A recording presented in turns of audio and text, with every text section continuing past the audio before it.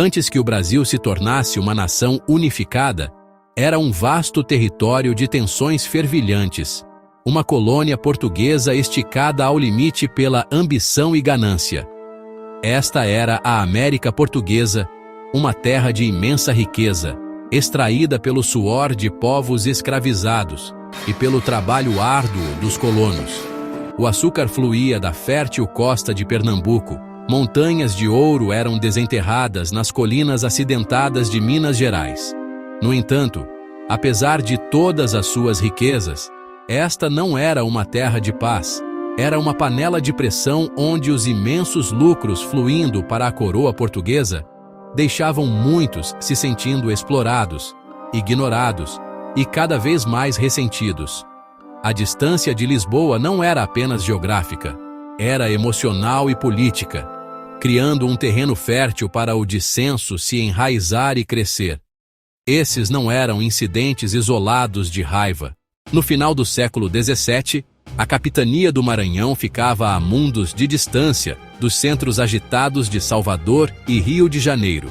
Era uma região remota e economicamente frágil, fortemente dependente da agricultura e do trabalho dos indígenas e, crescentemente, de pessoas africanas escravizadas. Os colonos aqui se sentiam negligenciados pela coroa portuguesa, que parecia muito mais interessada nas plantações de açúcar do Nordeste. Sua frustração atingiu o ponto de ebulição com a criação da Companhia de Comércio do Maranhão em 1682. Esta companhia recebeu o monopólio completo sobre todo o comércio na região. Ela ditava os preços tanto para bens importados, como farinha e tecidos, quanto para as exportações da colônia, como algodão e cacau. Esse arranjo foi desastroso para os plantadores e mercadores locais.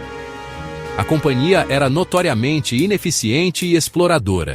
A descoberta de vastos depósitos de ouro no coração do Brasil no final do século XVII desencadeou uma corrida frenética pelo ouro, transformando a região remota que se tornaria Minas Gerais.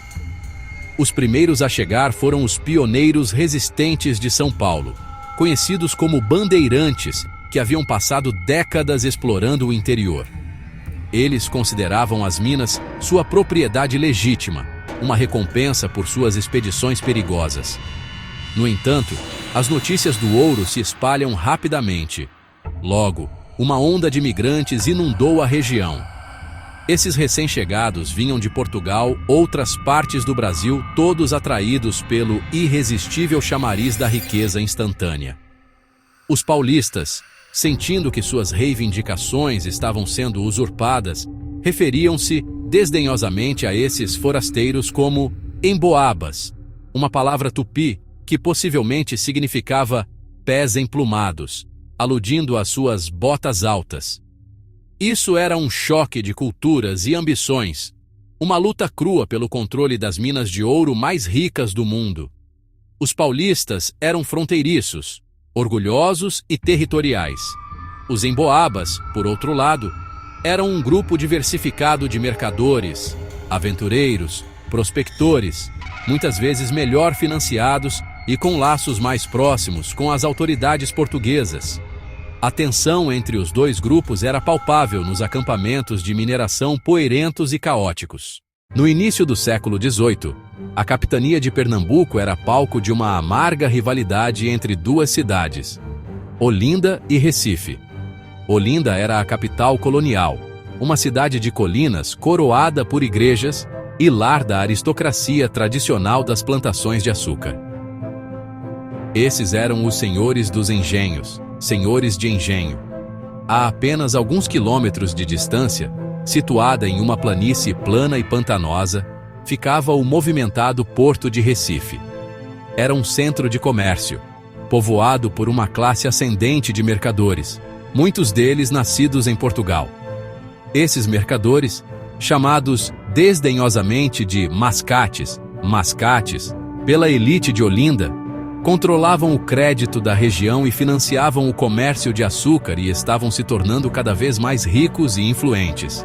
Os plantadores de açúcar de Olinda frequentemente estavam fortemente endividados com os mercadores de Recife, Os mascates, por sua vez, se ressentiam da autoridade política de Olinda.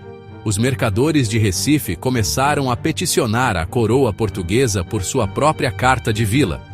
Em 1710, a coroa, vendo uma oportunidade de enfraquecer a aristocracia das plantações e fortalecer sua própria mão, concedeu o pedido de Recife. Olinda reagiu com fúria e indignação.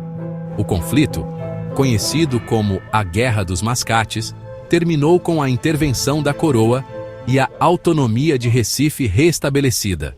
No final dos anos 1780, o fluxo aparentemente interminável de ouro de Minas Gerais começava a desacelerar. No entanto, a sede da coroa portuguesa por receita permanecia insaciável. Lisboa impôs impostos pesados, o principal deles o quinto, um imposto de 20% sobre todo o ouro extraído. À medida que a produção de ouro declinava, tornava-se cada vez mais difícil para a colônia atender à cota anual da coroa. Para recuperar o déficit percebido, o governo português ameaçou impor um novo imposto profundamente temido, conhecido como a derrama. Essa cobrança especial permitiria que os oficiais coletassem à força ouro e propriedades de toda a população para compensar os impostos atrasados não pagos. A ameaça da derrama pairava como uma nuvem de tempestade sobre a população de Vila Rica. Essa ansiedade econômica convergiu com o iluminismo. Elites em Minas, poetas, padres, oficiais militares, magistrados, liam pensadores como Rousseau e Montesquieu. Eles foram inspirados pelo sucesso da Revolução Americana. Liberdade, autogoverno, direitos naturais ressoavam contra o controle pesado de Portugal. Eles começaram a sonhar com um Brasil independente. Seu plano, se levantar no dia da derrama, tomar Vila Rica, declarar uma república, estabelecer uma capital em São João del Rei. Tiradentes se tornou o mais apaixonado defensor público do movimento. 9 anos após a conspiração aristocrática em Minas Gerais ser desmantelada, um novo e muito mais radical complô revolucionário surgiu em Salvador, Bahia. Enquanto a Inconfidência era liderada por elites, a Conjuração Baiana, revolta dos alfaiates, nasceu da subclasse. A população de Salvador incluía pessoas negras escravizadas, pessoas negras livres, mulatos, artesãos e soldados pobres. Eles sofriam com escassez de alimentos, preços altos e discriminação racial generalizada. Alimentados por ideais jacobinos, liberdade, igualdade, fraternidade, e inspirados pela Revolução Haitiana que aterrorizava as elites coloniais. Homens comuns se organizaram. Alfaiates como João de Deus do Nascimento e Manuel Faustino, soldados como Lucas Dantas e Luiz Gonzaga das Virgens. Eles espalhavam ideias por meio de panfletos e manifestos clandestinos, afixados por toda Salvador. Eles clamavam por independência, abolição da escravidão, fim da discriminação racial, livre comércio, impostos mais baixos e melhor pagamento para soldados. Como em Minas, o movimento foi traído. As autoridades prenderam dezenas. O castigo espelhava a hierarquia social. Elites receberam sentenças leves. Os 4 líderes principais foram executados.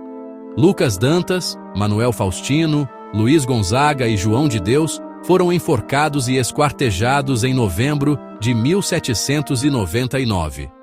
Apesar do fracasso, a Conjuração Baiana permanece como uma demanda do povo por profunda justiça social e racial. Um testemunho de que a busca pela igualdade pode surgir das ruas mais pobres.